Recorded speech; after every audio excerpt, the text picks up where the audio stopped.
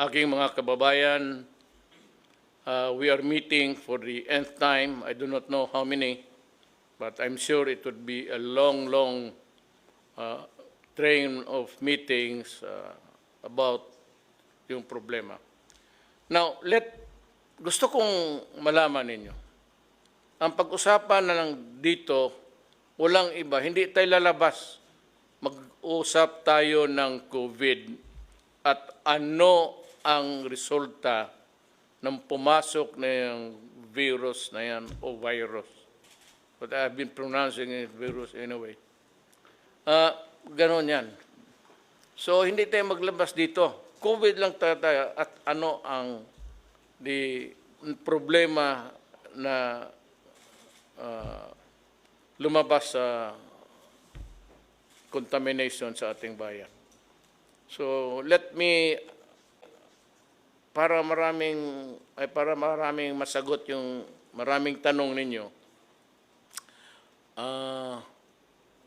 tatawagin ko si Secretary Bautista ng DSWD para mag-presentation at magsabi sa tao kung saan na yung pera at ano ang nangyari as of now, itong panahon ito. Secretary Bautista, you can... Fellow Cabinet Secretaries, maayong hapon. Sa mga nanonood ngayon, magandang hapon din sa inyo lahat. Unang-una, nais ko lang ipahatid sa inyo na nung dumating ang 100 billion sa initial tranche para sa cash annihilation program, ay in a matter of 3 to 5 days, ay naibaba namin kagad ang kaakulang ayuda para sa ating mga 4-piece members. Hindi po tayo masyadong nagkaroon ng problema na to dahil we have a credible list being kept by the DSWD, and from time to time, itong mga beneficiaryo na to ay nakakandak ng cash assistance every month. So hindi po tayo nagkaroon ng problema nito. Kasunod din po noon ay nag-payout din po tayo sa mga transport group beneficiaries. Nakuha lang po natin to ng 2 at saka 3 araw. So, ibig sabihin po nito, in a matter of from April 3 hanggang April 7, na-cover po natin ang pagbabayad sa mga 4-piece beneficiaries, other transport groups. Babalikan ko ulit, hindi tayo nahirapan dito dahil mayroon tayong credible list. Noong April 3 po, more than 80 million ang ibinaba po natin sa field offices. Ibig po sabihin nito, talagang yung mga budget allocated sa mga field offices para implement ang social amelioration program ay makarating kagad sa kanila. Kasi alam naman natin na sila ang mag-implement in coordination sa mga LGU.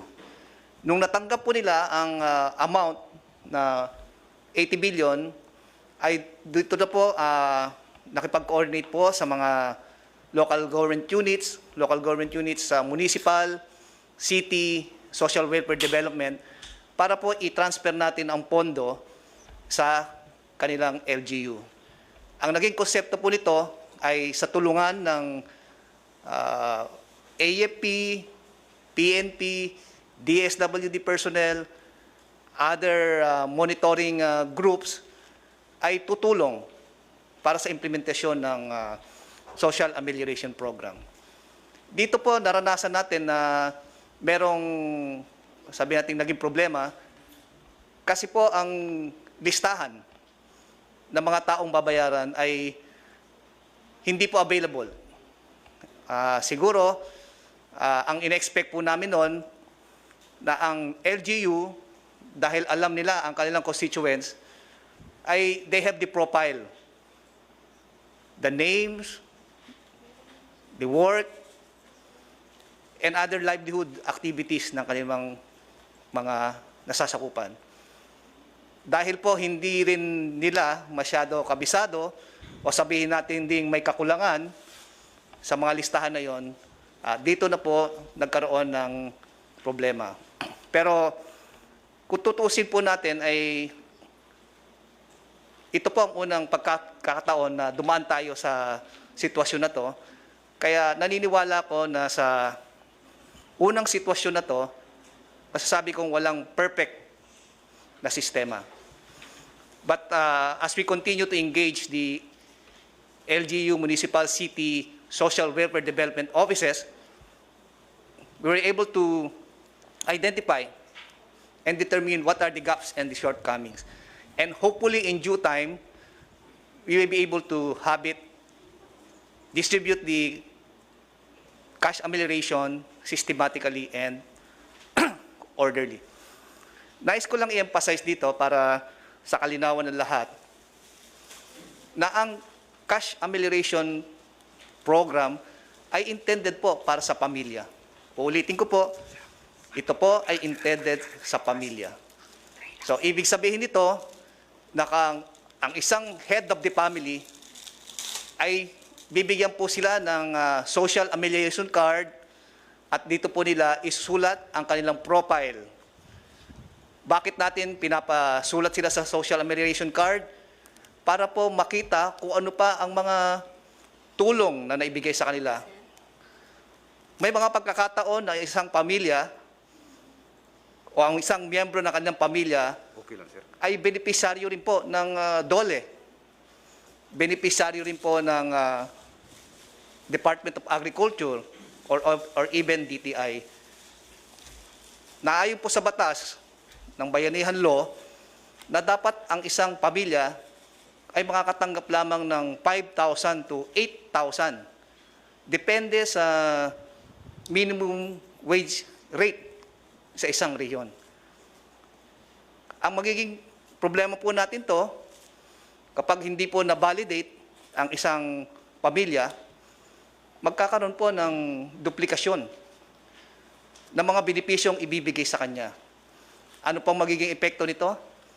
Mababawasan po ang mga benepisyaryo dahil ang isang pamilya na nakakatanggap ng, sabihin natin, kung hindi nabantayan, makakatanggap ng 1, 2 o 3 ayuda sa mga iba't ibang ahensya. Pero kung susundan lang yung sinasabi nating isang ayuda lamang, yung mga sobra doon ay maaaring ibigay sa mga nakakarami. Kaya ayun ang ina-emphasize namin talaga na dapat sa pamilya.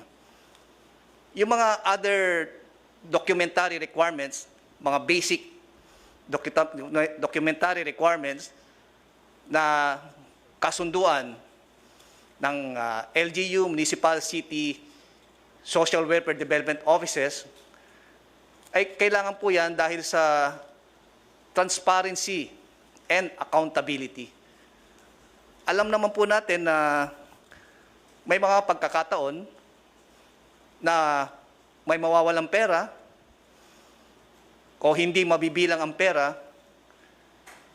kaya kailangan po na merong taong mananagot, taong sasagot kung sakaling hanapin ang mga pagkukulang na pera. Pero ito ang ina-encourage ko sa ating mga kapatid na dapat we should be a vanguard in the distribution of the social amelioration program. Dapat lumakas ang ating boses dahil alam naman natin na ang social amelioration program ay people's money, no? Coming from the people's tax. At hindi dapat po ito masayang o magamit lamang ng mga taong iniisip ang kanilang sariling interes. Ang akin lang pong advice sa ating lahat na this is not the time for blame game. Dapat the more that we should help one another in any form we can. Katulad ng sinasabi ng ating presidente na this is an opportunity for us to show to our people that we are worth a public servant and only looking after the welfare of our brothers and sisters. So, ayun lang po ang aking mensahe. Ang DSWD po ay gagawin ng lahat na tulungan ng ating mga LGUs para masigurado natin na mapadali, mapabilis ang pagbibigay ayuda under the Social Amelioration Program. Maraming salamat po.